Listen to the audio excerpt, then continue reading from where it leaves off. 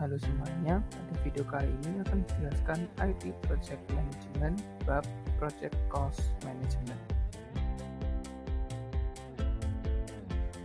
Project Cost Management adalah serangkaian proses yang dilakukan untuk memastikan proyek dapat selesai sesuai dengan budget atau anggaran yang sebelumnya sudah ditetapkan. Proses tadi dapat diklarifikasikan menjadi 4 jenis, yakni planning cost management, lalu ada estimating cost atau perkiraan cost, lalu ada penentuan budget, dan 4 ada kontrol. Terdapat prinsip-prinsip dasar dari cost management yang sebaiknya dipahami. Pertama ada profits. Profits atau keuntungan adalah jumlah yang didapatkan dari pendapatan dikurangi pengeluaran. Lalu terdapat juga yang namanya profit margin, yakni rasio pendapatan dengan keuntungan dari proyek. Lalu ada life cycle costing, yakni perkiraan biaya pengembangan plus biaya support dari suatu proyek. Lalu ada cost cash flow analysis, yang berarti analisa biaya dan keuntungan berkala dari proyek. Lalu ada curve theory, yakni teori yang berbicara mengenai ketika memproduksi banyak barang secara berkala, biaya per unit barang menjadi berkurang secara berpola. Lalu ada reserve atau cadangan. Reserve atau cadangan ini adalah dana mitigasi untuk menghadapi situasi yang sulit ditebak. Reserve ini dibagi menjadi 2 jenis. Pertama ada kontingensi, dan kedua ada manajemen. Untuk kontingensi adalah dana cadangan untuk kondisi yang sudah diplan secara parsial. Lalu ada reserve management, yakni kondisi dana mitigasi untuk kondisi yang benar-benar tidak diketahui. Setiap cost dan benefit dapat diklarifikasikan menurut tipe-tipe yang ada. Terdapat 5 tipe untuk cost dan benefit. Tipe pertama adalah cost dan benefit yang tangible. Tangible adalah maksudnya adalah sesuatu yang dapat diukur dalam bentuk uang. Misalkan cost atau biaya yang dibutuhkan sebesar 200.000, itu tangible. Lalu untuk intangible adalah sesuatu yang tidak bisa diukur secara materi. Misalkan kesetiaan pelanggan atau rasa suka atau sedih pelanggan dan lain sebagainya. Lalu direct adalah cost atau benefit yang dapat secara langsung diasosiasikan dengan pembuatan produk atau jasa dari proyek.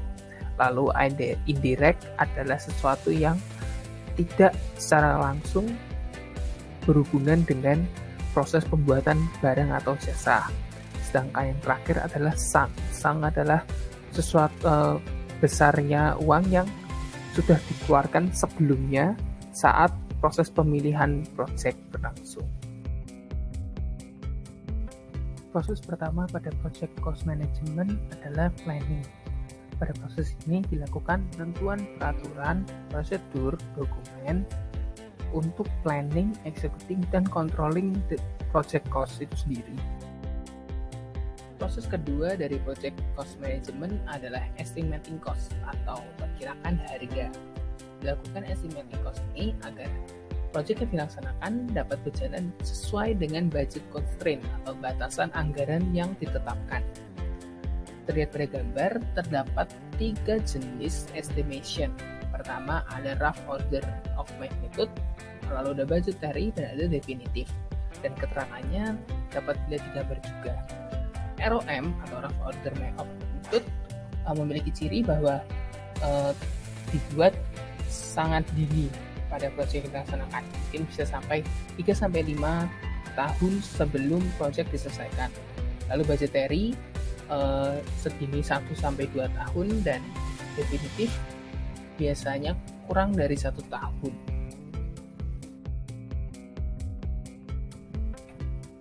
Dalam melakukan estimating cost, terdapat 3 teknik yang bisa digunakan. Ada analogus, lalu ada bottom up estimate, dan juga ada parametric modeling. Untuk analogus digunakan cost atau biaya dari project sebelumnya yang serupa. Lalu digunakan sebagai landasan untuk memperkirakan cost dari project itu.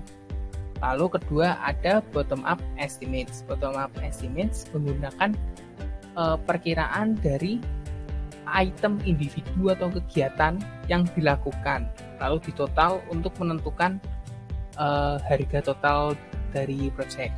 Lalu ketiga ada parametric modeling.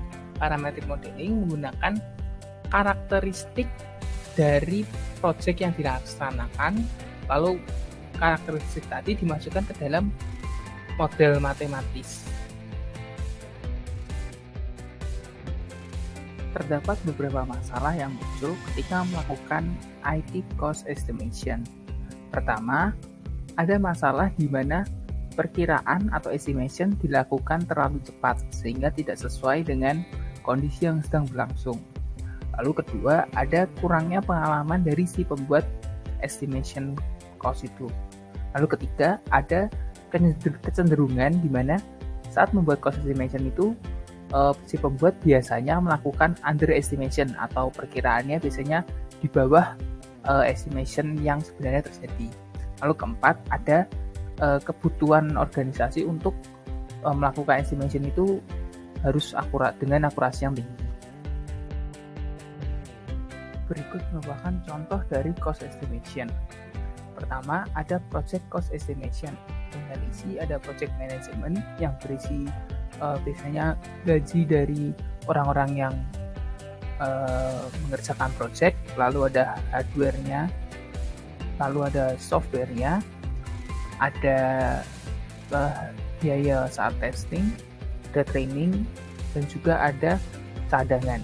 Itu dalam tabel ini dilakukan perkiraan akan cost-cost yang mungkin terjadi pada project. Lalu selanjutnya ada software cost estimation. Hampir mirip dengan project cost estimation, tapi software ini berfokus kepada software itu sendiri. Misalkan orang yang mengerjakan software ini dapat pendapatan berapa, lalu ada perkiraan biaya dari tiap-tiap fungsinya, dan lain sebagainya. Proses selanjutnya dalam project cost management adalah determining budget atau penentuan budget. Dalam proses ini dilakukan penggunaan cost estimation yang sebelumnya sudah dibuat kepada work items sesuai dengan BPS untuk menciptakan standar harga dalam project. Output dari proses ini adalah cost baseline. Berikut merupakan contoh dari cost baseline. Terdapat beberapa kolom di dalam cost baseline ini. Pertama ada kolom item BPS dan kedua ada kolom timeline. Kolom item BPS dapat isi item-item atau proses-proses yang ada di dalam BPS, misalkan project management, hardware, software, dan lain sebagainya. Lalu kedua ada kolom timeline, dan kolom timeline itu dapat diisi jumlah cost yang akan dijadikan budget dari setiap prosesnya. Setelah semua diisi, dapat ditentukan total dari keseluruhan budget dari project. Proses selanjutnya ada controlling cost. Dalam proses ini dilakukan pengawasan dan pengaturan dari project agar sesuai dengan budget yang sudah dibuat tadi. Salah satu teknik yang digunakan untuk melakukan controlling tadi adalah Earned Value Management atau EVM. Teknik ini dilakukan pengukuran performa project yang mengintegrasikan atau memperhatikan scope, time, dan cost dari project. Terdapat beberapa istilah EVM yang sebaiknya diketahui. Pertama ada Planned Value atau PV yang berarti cost estimation yang diterima. Lalu ada Actual Cost atau AC, itu adalah cost yang sebenarnya terjadi dalam suatu EVM. Lalu ada Earned Value atau EV yang berarti value yang didapat dari suatu item BPS. Lalu ada Rate of Performance atau RP yang berarti rasio kegiatan yang sudah dikerjakan dengan persentase rencana kegiatan secara komplit. Dalam project cost management biasanya juga dilakukan project portfolio management. Project portfolio management ini adalah cara organisasi untuk mengumpulkan dan mengontrol berbagai project atau investasi sebagai suatu aktivitas yang berhubungan sehingga lebih mudah dikoordinir. Terdapat beberapa level atau step yang dilakukan dalam melakukan project portfolio management ini. Pertama ada step pertama yaitu mengumpulkan semua project ke dalam satu database. Lalu selanjutnya kumpulan project tadi diprioritaskan berdasarkan beberapa ketentuan. Lalu selanjutnya project-project yang sudah dimasukkan tadi dikelompokkan sesuai budget yang ada atau sesuai dengan investasi yang dilakukan. Lalu selanjutnya dilakukan otomatisasi di gudang penyimpanan tersebut. Lalu terakhir diaplikasikan teori portofolio modern.